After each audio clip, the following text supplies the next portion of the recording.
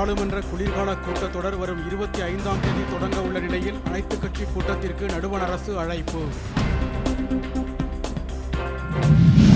அறப்போர் இயக்கத்திற்கு எதிரான வழக்கில் உயர்நீதிமன்றத்தில் எடப்பாடி பழனிசாமி முன்னிலை.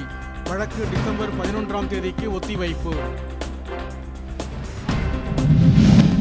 காற்று மாசுபாடு மற்றும் பனிமூட்டம் காரணமாக தவிக்கும் டெல்லி வாசிகள். மஞ்சள் எச்சரிக்கை விடுத்தது இந்திய வானிலை நடுவம். மணிப்பூரில் வன்முறையால் பாதிக்கப்பட்ட பகுதிகளை பிரதமர் மோடி பார்வையிட வேண்டும் என காங்கிரஸ் மூத்த தலைவர் ப. சிதம்பரம் வலியுறுத்தல்.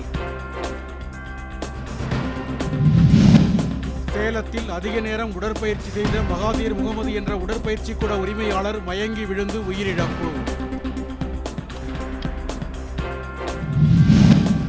உலக பாரம்பரிய வாரத்தையொட்டி தஞ்சையில் கலை நிகழ்ச்சிகளுடன் ஊர்வலம். சுற்றுலா பயணிகள் மாணவ மாணவியர் பங்கேற்பு.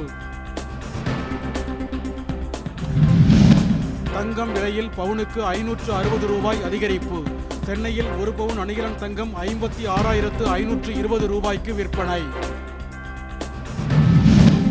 இந்திரா காந்தி பிறந்த நாளையொட்டி டெல்லியில் உள்ள அவரது நினைவிடத்தில் மல்லிகார்ஜுன கார்கே, ராகுல் காந்தி உள்ளிட்டோர் மரியாதை. தமிழகம் வந்துள்ள நடுவண் நிதிக்குழுவினர் சென்னையை அடுத்த வடநெம்மேலி கடல் நீரை குடிநீராக்கும் ஆலையில் ஆய்வு.